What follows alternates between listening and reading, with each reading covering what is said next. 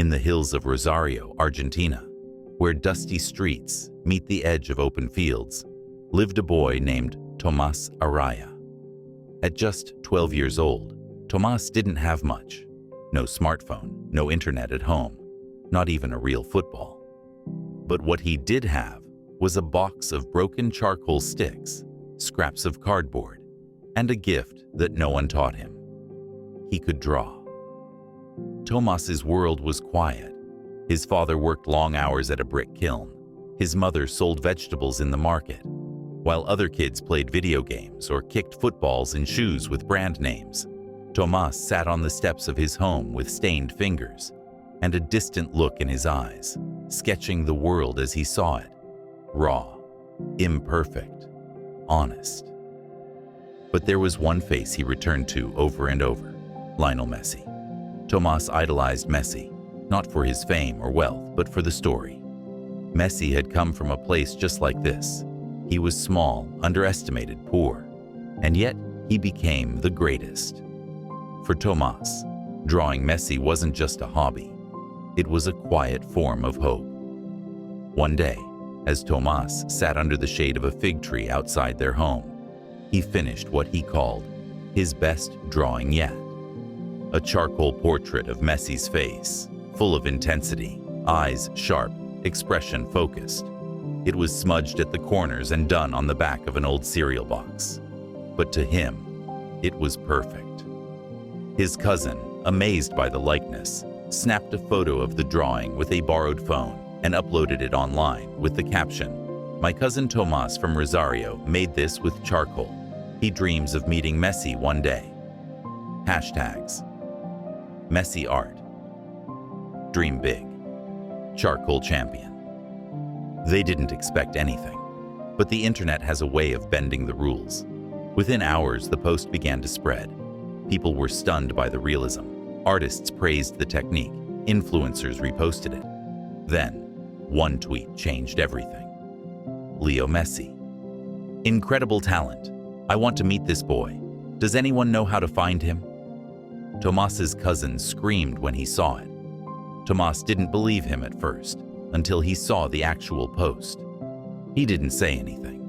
He just smiled quietly and said, "I hope I didn't mess up the eyes." 2 weeks later, a black van pulled up outside Tomas's home. A man stepped out holding a clipboard with the FC Barcelona crest. He introduced himself as a representative from Messi's foundation. "Tomas, Lionel wants to meet you. He wants to see your drawings in person." His mother cried. His father didn't say much, just placed a hand on Tomas's shoulder with silent pride. The next day, Tomas boarded a plane for the first time in his life. Destination: Barcelona. The moment he stepped into the training facility, his eyes widened. It was everything he had imagined: clean, bright, fast-moving. People smiled at him like he belonged there. But the moment he never forgot was when Messi himself walked through the doors. Wearing a casual tracksuit, Messi approached with a smile and extended his hand. "Tomas?" Tomas nodded nervously. "See." Messi crouched down to his level, looking at the rolled-up drawing in Tomas's hands. "Can I see it?" Tomas unrolled the charcoal portrait, now slightly creased from travel. Messi studied it quietly.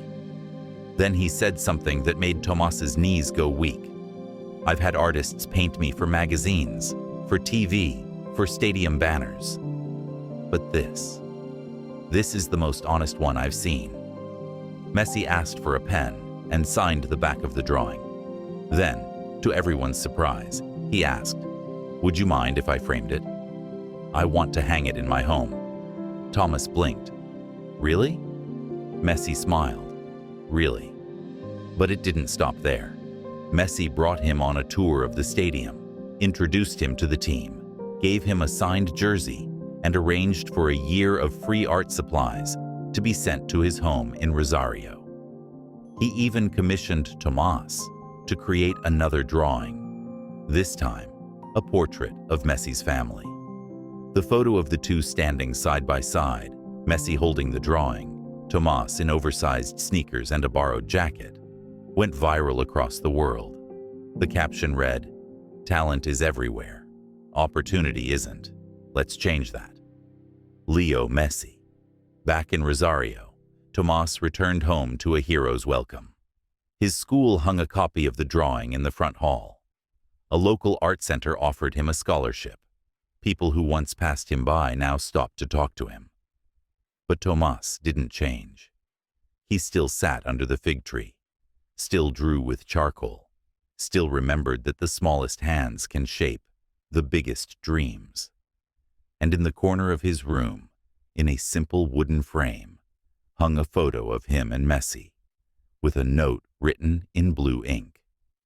Never stop drawing. Never stop dreaming. Leo.